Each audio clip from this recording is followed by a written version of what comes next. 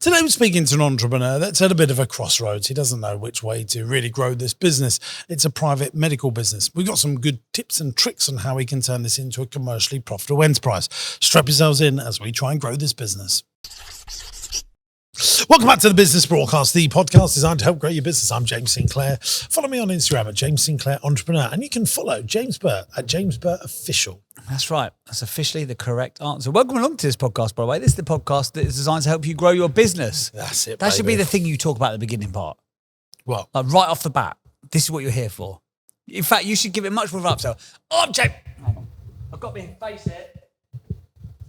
So we can imagine this is you've done the intro, but hello, it's me, James Sinclair. I run a £50 million a year business. I make ice creams. I make people happy. I tell jokes and all that kind of lovely stuff. I also have got some businesses in protected sectors because I like to build moats around my business. You know what I say, guys. E plus M equals S. Entrepreneurship plus management equals success. If you want to know how you can get your business to 50 million quid, this is the podcast for you. That's a better intro than James Burt's got a stupid bloody Instagram handle.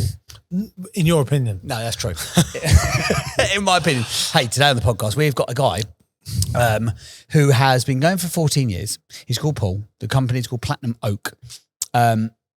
They had a challenge with their cash flow. I haven't got to the bottom of this in the pre-chat chat, so we're going to have to get to the bottom of it in the actual chat. They've currently dropped their current monthly revenue is next to nothing. They're working their way back towards 10 grand. I can't quite understand how that's become the case. So we have to find this one out. He's got 4 staff, 4 to 6 core members of the team, 2 of whom are full-time, including him. Then there's a bank of 30 healthcare professionals that they also work with. Biggest challenge is raising awareness while maintaining discretion. Second biggest challenge is establishing a recurring survivable baseline income. I thought that everything about that sentence was interesting. And that was the second biggest challenge. Third biggest challenge, balancing regulatory requirements irrespective of income whilst also needing to focus on revenue generation. Where do you want to be in 1 year's time? We always ask that to our entrepreneurs. He said 1 year's time, we want to have 1 professional firm a month gaining health checks with us and 1 high net worth individual per 6 months taking up our membership for in-depth healthcare planning and services. What will your business look like when it's finished? He said prevention to crisis healthcare services for business and individuals, offering everything from health checks to private ambulances to end-of-life care. Do you make the profit that you want to make? And if so, what is it? He said, no, not at the moment. We asked Paul, how do you spend your time day to day in the business? And he said, mandatory regulatory requirements, working to develop leads and discussions with the team as to how we can get back on the right trajectory. And then he's got a bunch of questions that he would like to ask you as well. But there is much to solve in this. So it's quite a smallish business. That's the summary from it. Yeah. But it's been going a long time. So it's been going 14 years. They're making next to no money at the moment. They're working their way back towards 10K, and they've got 4 to 6 core members. 2 are full time and him. So there's 3 of them working on it full time, basically. Fine.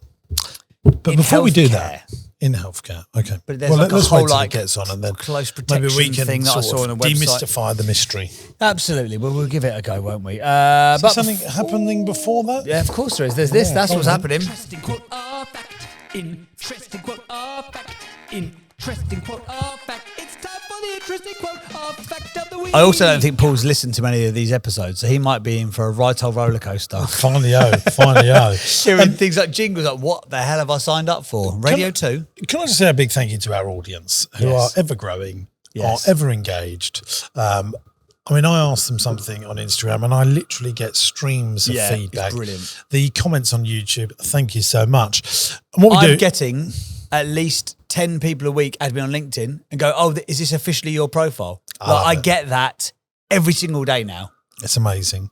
And that's your fault. Yeah. Well, there you go. People love you, JB, and I love you very much. Now, what's your interesting fact or quote of the week? Oh, I've got a quote. You go first. I've got a quote. Because Chud's always accuses me of forgetting you, which I do. It's an accusation based with fact. Yeah, fine. So therefore not an accusation. It's just a fact. I've got a quote. I read this in a book and I thought, this is so good. What book? Come on. It was... Beano? Dandy. Chronicles of Spider-Man. Yes. Chronicles of Spidey. The little kiddie one, not the full Spider-Man. No, this was, I believe, at the beginning part of Marcus Aurelius Meditations. Okay. So he's the stoic guy. He's the guy who's very famous for being the most famous stoic. Okay, come on then. But this was like a summary of his lessons. Can I And it just? said- I just want to say, look at Chuds. You've got his undivided attention. He's put his phone down. Yeah, he loves He's ready for whatever stoic words philosophy. fall out of your lips. He's all about it, isn't he? But this was his like in summary. This is what he said you could take from all of Marcus Aurelius's learnings. Set up systems, not goals. That's a Set good up one. systems, not goals. Because how many people they've got a goal journal and a goal planner and they're focusing on the goal, the goal, the goal. They don't do anything towards the goal. They just I want that thing. I'm where I am now, but I want to go there. There's nothing going. So set up systems, not goals. I think that's very good. Now, this is the quote that I'm going to follow up with. That is also, I think if that was the 2 bits of bread, I'm now going to give the filling for the sandwich. Fine. You got the cheese and ham. Just puts this together so beautifully. From Wes Hone. Now, we've had a lot of people on this podcast. Their mindset is the biggest barrier to their super success. Would you agree with that? Yes, definitely. So Wes Hone says, what I say to myself about myself when I'm by myself will decide myself. Oh, that is brilliant. And I think that neatly follows on from there. I'm going to give Wes a round of applause. That might be the best one of the day. And then Blake757 has said this, which is another little follow-on. I mean, this is all just happening here. Before we can manage others, we must first understand and manage ourselves. Oh, that's good. Which I think is very, very lovely. That is good. Here's something from Gandhi, Mahatma Gandhi. And if you Text it could in, see, did if you can see JB's feet today, Oh my God, I have his choice of shoes, he's basically an Gandhi impersonator. Yeah, I am. Yeah. So Gandhi said, live as you were to die tomorrow, which I think is nice. The next part of the quote is, learn as if you were to live forever. So live as you were to die tomorrow. Learn as if you were to live forever. Oh, that is good. Well done, Gandhi. What was it? What was the beginning part of that again? Live as you were to die tomorrow. Do you think you do that? Do you squeeze the juice out of the lemon as much as possible most days? Yes, I try to. I get disappointed if I feel I'm wasting time. Gandhi was good, wasn't he? I just don't understand why he done one film. He had so much more material in him, didn't he? I've got so many here. I want to just read some of these recent ones that have come in. Sell the problem you solve, not the problem you have. Oh, yes. It's good marketing, that. That is good. Success usually comes to those who are too busy looking for it. Yeah. The day you plant the seed is not the day you eat the fruit. Oh, that's good. And that folds into your little trees and fruit analogy. Remember that one for business masterclass. That'd be a nice addition to your trees. Yeah. I mean, there's so many, but thank you to all of you for sending them in and for putting all your comments on YouTube as well. We do appreciate it. Yeah, we do, because 500,000 people listened to the show last month. I mean, that's unbelievable, isn't it? It is pretty unbelievable. That means we're basically Bartlett, but with less VC backing. You like that one, didn't you, Sinclair? Come on now. Right, you happy with interesting fact or quote, Chuds? Did you like that one today? Fine, brilliant. We've done the summary of Paul's business. Should we just get him on? Let's get Paul Let's on. get him on. Hey gang, James here. Great news. Business Masterclass is coming back to London. This is my ultimate 2-day event that will grow the profitability and size of your business so that you can have a commercially profitable enterprise that works without you in it. I've run this event before. People absolutely love it. We get rave reviews and I'd love for you to come along. Imagine 400 business owners in a room serious about growing their business. Imagine the connections you can make. I'll be on stage teaching you all the stuff that I've learned over the last 20 years in 2 days to seriously scale your business up. If you want to find out how to buy companies, raise finance, get customers, and make your teams as profitable as possible, then this is the event for you. Look, it comes with my 100% money back guarantee. You come along to this event, and if at the end of day one you go, do you know what? I haven't got 10 times value out of what I've paid for this. I'll just give you your money back. And there's no sleazy sales on the day. It's just me delivering all the stuff that I know about growing businesses. And I can't wait to meet you. I'll be there. We'll have a little chat with the other 400 people in the room. It's big enough, but intimate enough to really learn the stuff that I know that scales businesses. So get your tickets now before the price goes up. And I'll see you at Business Masterclass to grow your business. Hey, Paul, how are you? Good afternoon. I'm well, thank you. How are you? We are very good, thank you, my friend. Right, tell us, if you may, because I've spoken about Platinum Oak, obviously, from our brief conversation, some due diligence snoopery that I was doing online. But I've not done it a good service, I would say, in summarising what you guys do. So tell us about you and the business, how it started, etc., in about 2 minutes or so. That would be brilliant. Thank you, please. No problem. I think actually one of the words you've already used, demystify, is probably one of the key ones. I often jokingly say that my elevator pitch needs the Burj Khalifa because there are so many potential facets to it. I need the time to get up there. So ultimately, we're a healthcare provider. If we were to put ourselves in a slight niche, it's healthcare alongside security provisions. And the genesis really was having attended a number of events where the medical provision had to slot in for heads of state, members of the royal family, etc., on a very short-term basis. So from that, really pulled together my healthcare career. I'm paramedic clinically, 12 years frontline with the NHS, and my desire to be able to give the best levels of healthcare to a small number of people or a small group of people who had the means to allow us to provide it, essentially without budgets of either time or finance for those periods. That's probably the starting point of it. So what would be an example of the services so that we understand it? Yeah, because I was still, yeah. Hello, by the way, James here, Paul. Hi, good to meet you. How are you? So we offer, if I split it into three, health checks and health planning, transport, whether that's a hospital to home transport or an international repatriation from Ukraine or Italy, and then medical teams, so either event medical provision or providing medical teams to individual families to look after them at home and provide as much care as possible to prevent them going to hospital or to get them home sooner. And who pays you, the individuals or the government?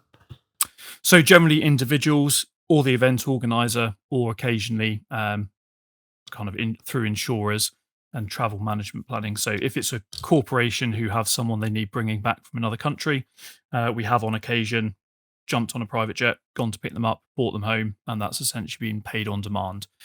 And therein lies some of the challenge, because often it's an engagement at point of need as opposed to necessarily a planned and recurring service for historically, as I would say.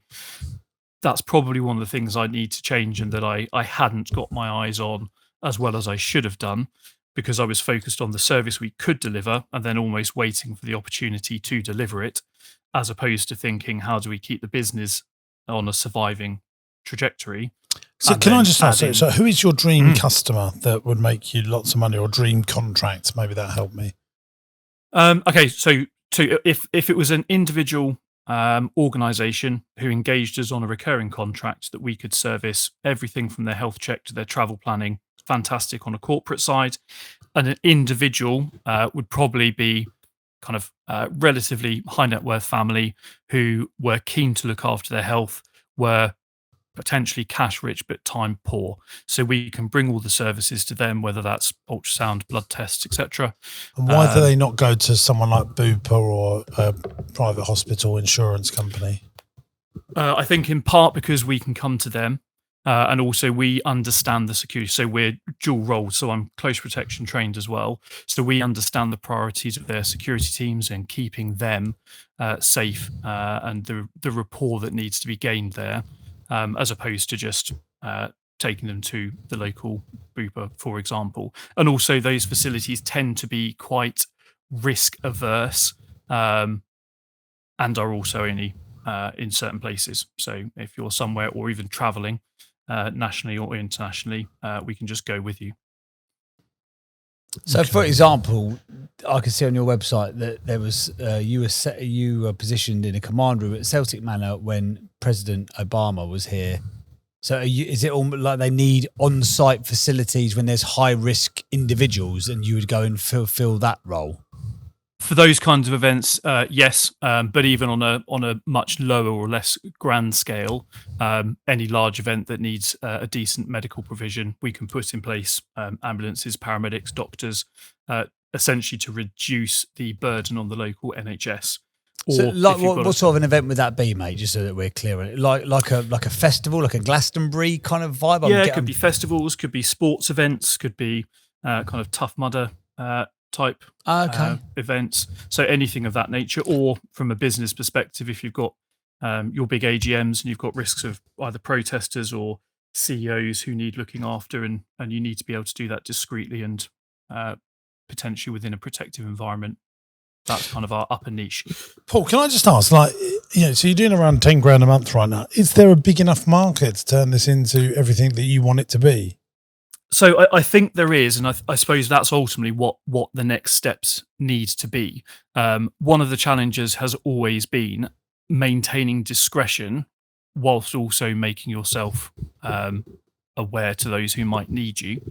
And I think the way we're trying to now turn that around is bring those services to the likes of professional firms, whether that's law firms, accountants, or to the kind of general population who sadly are now having to wait longer for ambulance transfers and the like. I mean, I'll tell you what I would do if this was my business. I mean, I think this is very niche and there is lots of money in breeches and niches, but basically those niche businesses that get the niche clients usually have a big pool to shop in. So if I was thinking about the best money Disney make is from their exclusive holiday parts in their hotels and their one-to-one experiences in the Disney Cinderella Palace, but they get all of that because hundreds of thousands, millions of people go to their parks each and every year. Where do you go to shop to find your clients? And what I find great businesses have, like Disney, is they have lots of people viewing their content, and that allows them to find the 1% of the 1% of the 1% that will pay them the big bucks. So if this was my business, I'd probably buy an ambulance company or a broad service festival supply company doing all the first aid and medical stuff for everyone at a festival. Then you say, and this is our platinum service where we can look after all the stars for you as well. And that allows you to get to experience with customers where they can try before they really buy. Yes, and I think that's probably where I've almost done the inverse. And I suppose that's in part my own personality, in that I want to know that we can do all the way to the end, be able to deliver the service to the nth degree before that's offered. So I've almost gone in saying we can, and we can, because it's not just conceptual, we've actually done all of this now. We can come and pick you up on a private jet. We can do blood tests at your own home, all that kind of thing. And I've been so keen to make sure the service can be provided for when someone asks for it. I hadn't necessarily focused so much on building the business around it while we wait for that person to come, if that makes sense. And also when that person has come along, because we have had a few clients of that kind of scale, when they've then disappeared at short notice, that's then left a hole. And that's ultimately the biggest challenge. We've now proven we can do it. We have done it for a reasonable amount of time. And then it was essentially all eggs in one basket, I suppose. So why would, like for a festival, for example, why would somebody come to you guys as opposed to, and again, you have to excuse the ignorance here, but why would they come to you as opposed to like a St. John's ambulance sort of setup, or why, or who are the big providers for, for like a festival? Why would they go to them as opposed to you guys? Is it they just don't know you yet? I think in part, yes. We have done some work in terms of branding. So we have an Adventure Medics, MEDIX brand, trying to put out that more kind of accessible, sporty feeling, if you like, the more kind of bright colours and more festival or sports fitting. So I think, yes, awareness is one thing, certainly. What we can bring, though, is again, I'm almost listening to myself hearing your answer. I've gone the wrong way round about it, in that I can do the really difficult piece and the really complex piece, and that's where I focused, rather than building the fact that actually that makes everything else incredibly simple. So our bread and butter is at the higher end of the envelope, and we've missed out the bit where we actually do the bit that's relatively simple for us. And what would be the simple bit for you that you, as you see it? Essentially putting out a team for example, this weekend we've got a 10K run locally. We're putting out a team of 5, so an ambulance, paramedic team, and a response bike to cover a few hours at a local 10K. So that we can do effectively with our eyes closed and our hands behind our backs. But ultimately, that's where the local awareness will come and the regular income will come. So we've almost got to reverse engineer now to get ourselves known to provide those services, because people simply don't know we're here. It also feels like when I've just looked at that Adventure Medics website, it feels like you're talking, although you do the same service, you've got two very, very different messages going at two very, very different people. Like for example, on your website, even though I'd read your website, I still couldn't decipher what you guys actually did. Whereas with Adventure Medics, I get it. Like, it's an event and you've got medical support staff on site for that event, whether it be a Tough Mudder, a 10K, and all that kind of stuff. That makes more sense. I guess the question is, where's the most money that for you, especially if you're, in desperate need to sort of like put money in the till right now, where's going to be the easiest place for you to win those clients? Because it sounds like, yes, you could go and build a big, you could get every park run in the country and as a client, but from what you said at the beginning of your deep-seated desire to give the very best healthcare experience to people that you can, you're not going to do that at a park run. So therefore, not all money is equal. Yes, because if and you're exactly right. If we want to deliver the service we want to deliver, that is probably going to be out of the budget of a 90-minute event on a Saturday or a Sunday. So I suppose where we have seen benefits is because we've now done this and we've got the physical kit and the staff with the experience, we can now deliver a much better experience at those lower priced events without it costing us anything, because we already have the highest level kit. So I suppose that's one advantage we can now bring. But yes, we need effectively something simple in volume, even if that is going and doing 400 health checks at a local business. That's probably where we could get the numbers required to start turning some profit, unless someone rings up tomorrow and says, "Will you look after my family?" In which case, that becomes it. But you just never know when that. You don't want to live for one-off jobs. You want the one-off jobs to be cream. You want to be, we've got this festival that's August sorted. We've got the London Marathon that's June sorted. You want to have predictability in your cash flow. And at the moment, it sounds like roller coaster cash flow, feast and famine. And you want to remove that if you want to have a nice life. Yeah, absolutely. And I think that, key dates for us, so kind of 2011 to 2019, I was running this essentially alongside an NHS career with the view that it was going to be kind of a long-term savings pot or a pension. So I wasn't as focused on day-to-day costs because there weren't really any. It was turn on, turn off, event by event. From 21, we then had to get Care Quality Commission registration, which is a big regulatory hurdle, which then opened up everything else, but meant essentially a 14-month hiatus where the costs were going up to take that next step up without being able to do the work yet.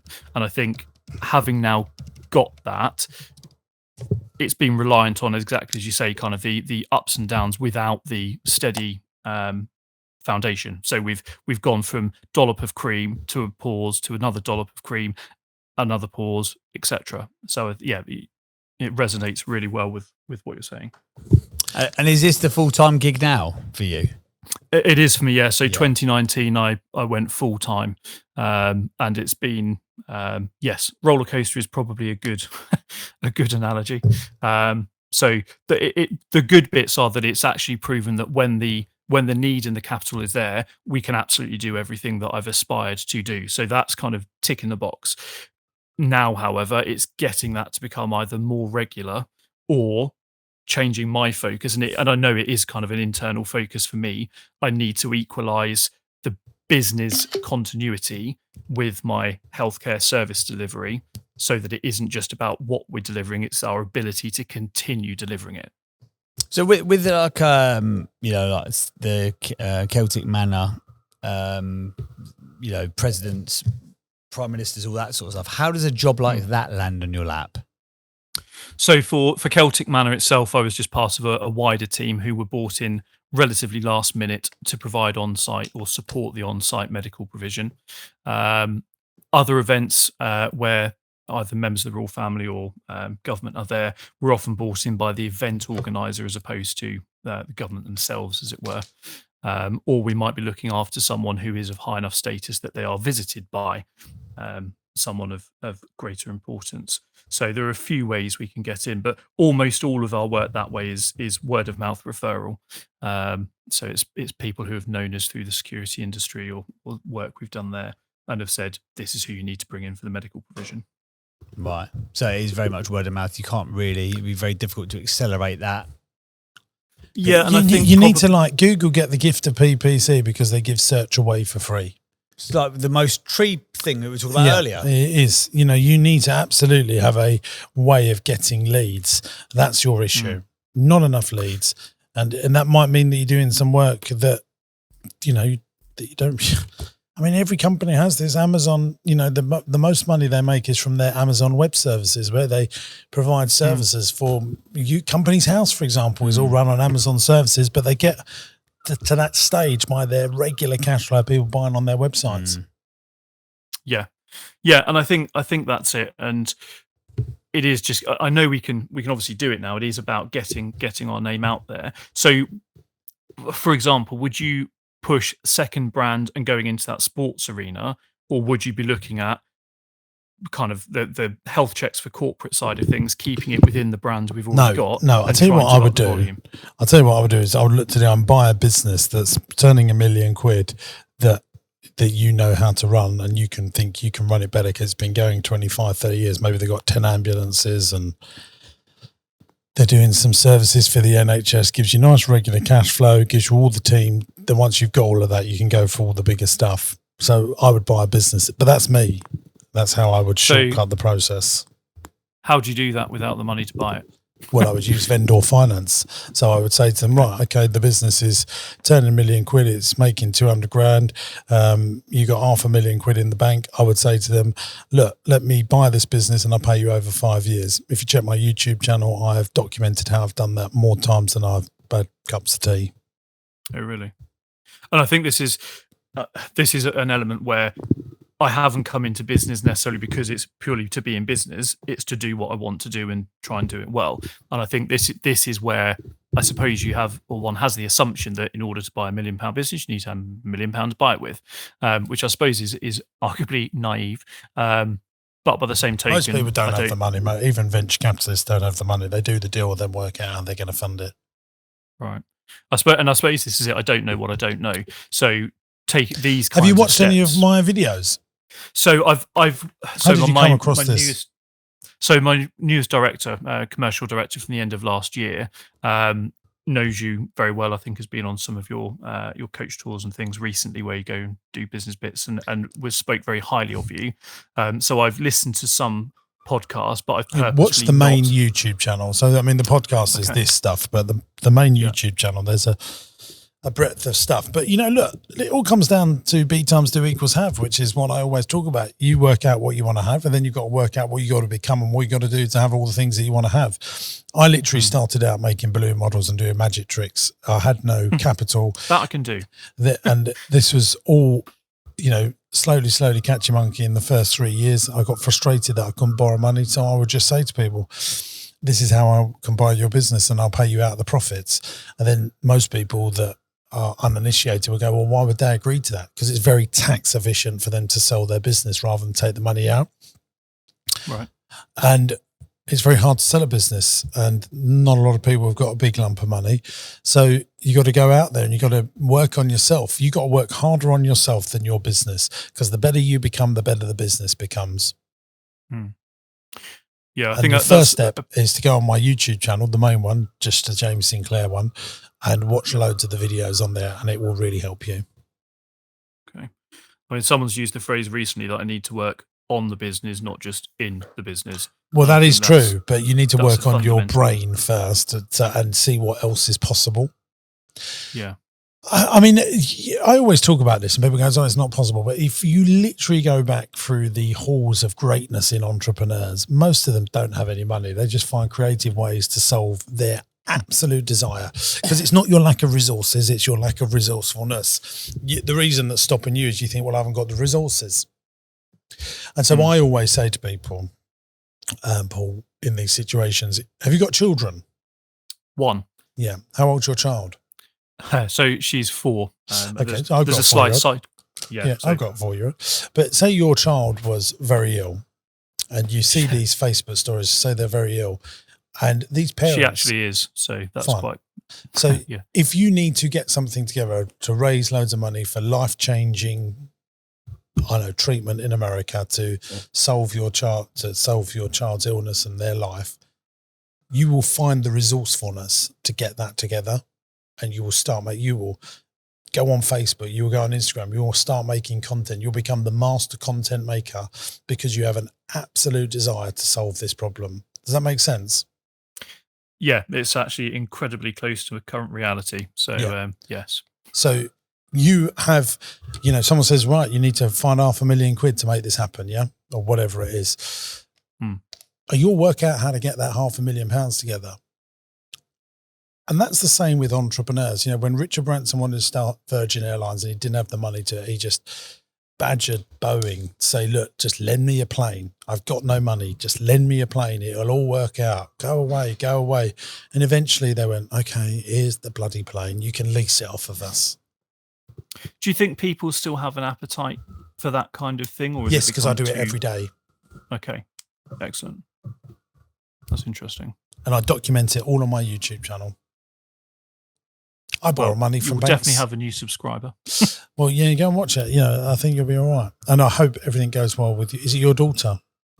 Yeah, it is. So she's just going through a bone marrow transplant at the moment. Oh, bless you. I hope. Well, this is difficult to run this business and try and build a business and have that to deal with. And so I send you all of my love. I send you all of my positivity, and I hope the universe helps you. And I hope anyone that listens to this will support you. Appreciate that. Thank you. One thing I would like you to do as well, check out my charity. I don't usually talk about it on the pod, but check out Magic Makers and put in a nomination. I'll see what we can do to help your daughter and help you with your fundraising efforts. You just put it into Google, Partyman's Magic Makers. Oh, wow. Which that charity is 10 years old because it became 10 on my birthday. It did indeed. Yeah. Oh, congratulations. Well, there you go. Thank you very much, Paul. Anything else, JB? I think it was just a couple of questions. So question number 2 I thought was quite interesting. So as a founder, how do I rationalise or justify to others my passion for keeping the name and the brand beyond purely commercial logic? Well, I don't think people care about it as much as you think. Because calling it ABC Ambulances obviously would be probably easier for people to understand what we did, for example.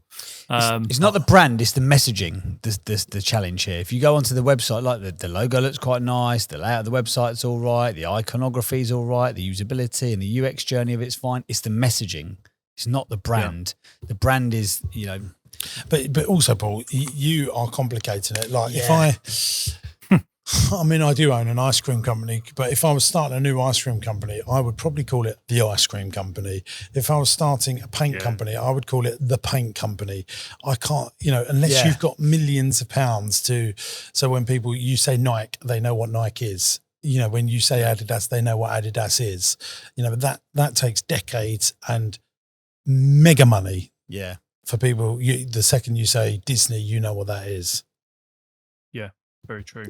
So in your analogy, whereas Jimbo's calling it the ice cream company, at the moment you're saying that you do cold dessert-based options for multi-format delectation. And everyone's like, what the bloody hell are you talking about? I'm not just going to stop you there. I think that's the smartest thing you've ever said on this podcast. Thank you, James. No, I'm being very serious. That is exactly what he's doing. Yeah. Yeah. But where's your other brand, Adventure Medics? I get that. If I go on an adventure and hurt myself, you guys are going to come pick me up. Brilliant. Yeah. Okay, I'll do that. Oh, look at this wisdom just falling out of his lips. And even the website, I'm like, yeah, it's cool. Yeah, messaging. The issue here is not the marketing, it's the messaging. Okay. Right, I will look at that. Question number 3. What do you believe to be the most valuable or reliable or valuable method of gaining market research when the potential market is almost anyone and everyone? I don't know. Say that one more time. What do you believe to be the most reliable or valuable method of gaining market research when the potential market is almost anyone and everyone? I still don't really understand. What I don't like about it is you ask me these, I think you should definitely read some books on copywriting and learning about marketing is all about the headlines. it's like, what does that mean, Paul? I think what Paul's saying is how do you do market research when potentially anybody could use your product or service? But again, Paul, from a messaging What do you perspective, care about market? I've never done market research. and not everyone is your customer.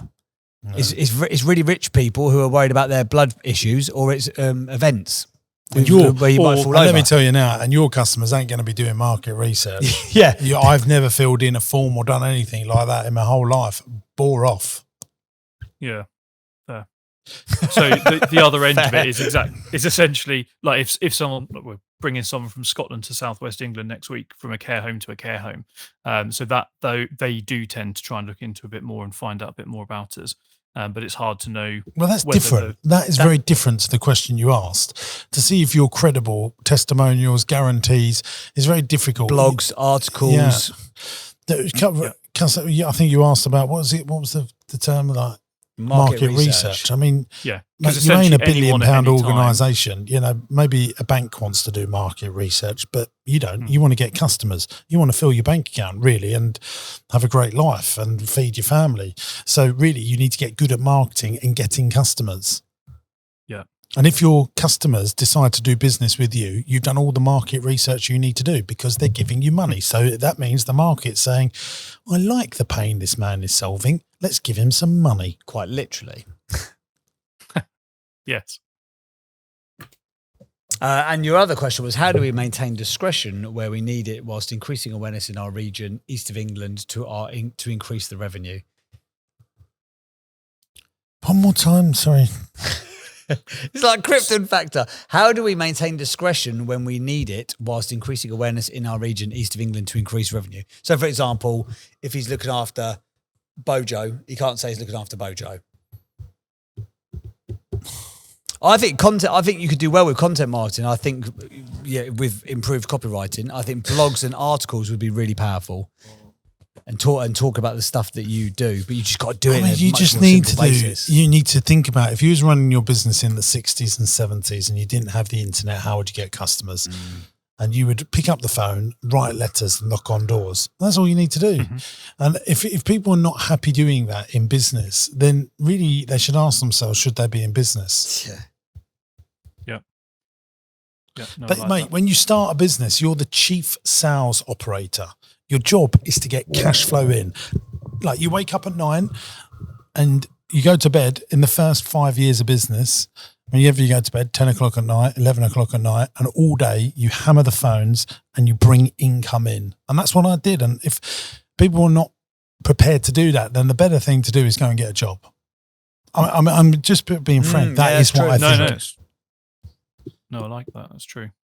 Yeah, and people don't realise this. The early years, all of the success. Me and JB know lots of entrepreneurial people. We've spoken at conferences. The ones that work are just salespeople, aren't they? They're the ones that are successful. They just can't help themselves. Yeah. They the flicker of an opportunity, and then you see them just go straight in. Well, who did you talked about this on a previous episode, which Paul might not have heard. So you were somewhere, and you went up to the counter. You're like, oh, who provides this? You started you can't help sales pitching them. Yeah, no, I was in a coffee shop. Like, we didn't supply them in London. Like, oh, that's right. Yeah. That is entrepreneurship, is bringing in cash flow and solving people's pain. And really, we looked at what makes a great business. We've done a video, and you need to check it, is the P's of a business: population, good product, persistency, a predictable income.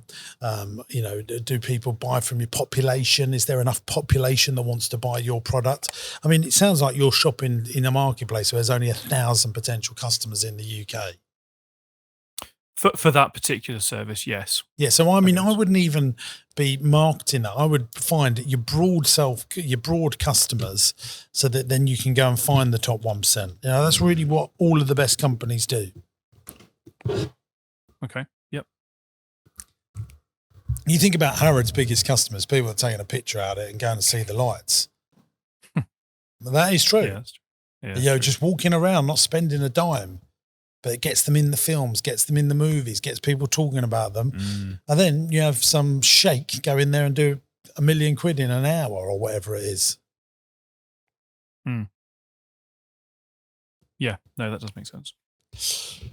Good stuff. Right, Paul, if anybody has been listening, if they are a super high net worth who wants their health checked or they are thinking about doing a Tough Mudder, where can they go and find out more information about you?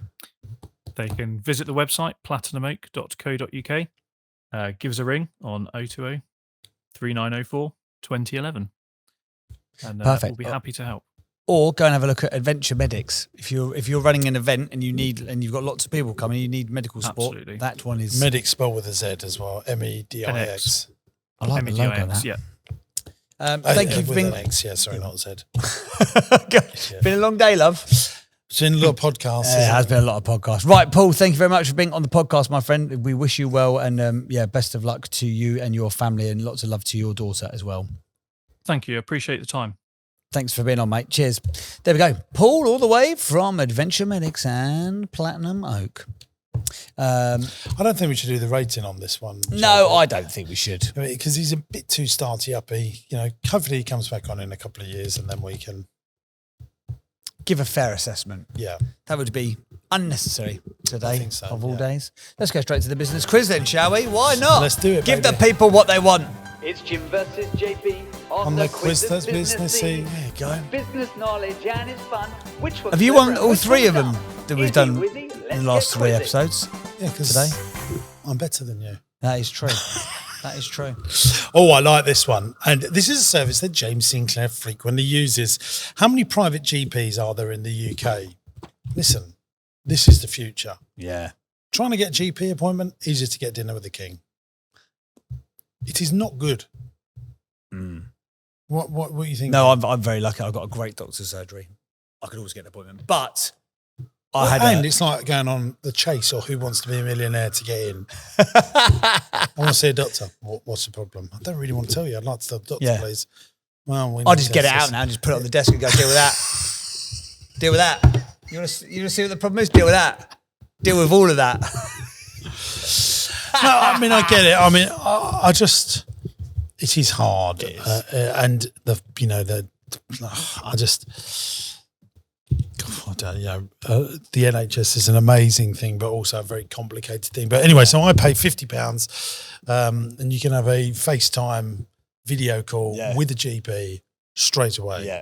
Don't have to speak to receptionists that don't like you and want to stop you from going. And actually, I think I'm doing a good thing for society because I'm, removing Yourself. myself from You the can afford to system. do it. Other people can't. So good for you. Yeah. How many So- private GPs? I reckon there's 75,000. I don't think it's as many as that. Do you not think? How many counties do we have in the UK? Do you know the answer to this one as well, my love? I think so. He says he thinks so. Counties? What have we got? 40? Is it 47? JB is going 70. Do you want to know how many counties there are? Yes, please. 48. Oh, 48.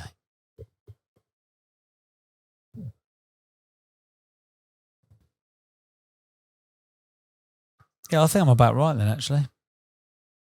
Might have even gone higher. I'm going to go 10,000. 10,000 private GPs.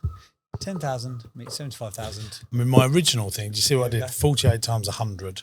Yeah. So I thought, 48,000. so no, that's 4,800, isn't it? Oh, of course it is, yeah. Good work. The answer is 3,000, Really? representing 4% of all GPs in the UK. 4%? So yeah, how many GPs are in the UK then? How many GPs are in the UK, Judd? So we Was there don't have to worry. 3,000? No, the answer is 3,000 private GPs. Yeah, and that represents 4%. 4%. So come on, we could do this, maths. Well, 48 says 10. I mean, this It's is scary. 100,000, isn't it? 100,000 GPs. In the UK, there are approximately 28,281 fully qualified full-time equivalent GPs as of March 2025. Is that? Oh, I'm really surprised by that. I thought we had a lot more. No, maybe that's the reason we can't get a doctor's appointment. Yeah, maybe. Because there's 70 million people that live here. I think these are scary statistics. 2,295 nurses left the NHS in 2024. An estimated 67% of nurses are leaving within 5 years of registration. So nearly 70% of people after 5 years go, this gig. It also says there are 38,000 individual fully qualified GPs employed in the NHS. So I don't know what the difference is between the 28 and the 38. But what it is, there's either 40,000 or 28,000. There's certainly not 500,000 or a quarter of a million or 100,000. Does your sister work in the NHS? Yeah, she does. Yeah. Was she a nurse? No. She's a director in the NHS. Oh, is she? Yeah. What does she say? She doesn't know how they fix it. Really? No. Does she know it needs fixing? Oh, absolutely. Yeah. And they can't get value for money. I mean, it's too big, isn't it? It must be so hard to go to work, like for someone like your sister who goes to work every day, knowing that the thing that they're working in is, it's almost like going to work for a startup that's definitely going under. It just must feel like that, mustn't it? We got family, but you do. I mean, I was in A&E on Friday with a family member that's really not very well. So I went up and saw them the day before my birthday, and I did just see amazing individuals working so hard. Yeah, I mean, it was unbelievably busy. I just don't know how you sort it out. No. I mean, other than the entrepreneur in me says this is too big to manage. Yeah. And that needs to change. Each hospital needs to be a company in its own right. Well, I don't know. Or a borough. I think, what do we do really well? We have a really good fire service. We have a really good army, police, Navy, RAF. Like, obviously, and people slag off our school systems, but they're really good. There's amazing. I mean, my kids' primary school, I just think, wow. We have some great things we do. But the NHS does seem to be such a giant beast that keeps getting more and more money, and they're finding it hard to solve the challenges, even though they have a colossal amount of money. But I think technology is going to help. Yeah. Because that's what we spend so much money on, the like with businesses, when things go wrong, prevention is much cheaper than the cure. And, you're looking at your business, like lots of businesses, certainly in economic downturns like we're doing now, they are going to remove marketing costs to save money, and they'll look like superheroes for 3 or 4 months as their P&L. Then the leads, the P&L improves, then the leads dry up, and then they have to put a big cure of marketing in to get people to come back and know about them, or a big CapEx thing, or a big refurb, you just see people putting off refurbs in hotels. They'll go, oh yeah, let's not refurbish the rooms. Let's wait another couple of years. And then that really annoys people, and then they have to spend an even more amount of money to bring it all back to the forefront. Challenging times, isn't it, at the moment? Yeah, of course it is. It is always, but I think in the UK there is some people, high interest rates have definitely sucked up spare cash flow from both businesses and individuals. Yeah. Well, it's not always cheery on this podcast, but it is always designed to help you grow your business. So I hope you've enjoyed today's episode of the podcast. Give us 5 stars if you have enjoyed it on Apple or Spotify. If you're on Spotify, you can leave us a comment. Leave us a comment on there, please. I know Spotify's got lots of new, lovely listeners. So thank you for being here. If you're a new listener, we're also on YouTube. If you didn't know that, if you're more people listening on Spotify than any of the platforms now. That's right, isn't it, Chance? Long shot. So more than YouTube, more than Apple Podcasts. Yeah, probably twice as many on any other madness. Platform. Yeah, because the discoverability, they've made discoverability better. That's why. Good on them. Good stuff. Thanks for listening, gang. To your continued success. Bye-bye. Ta-da.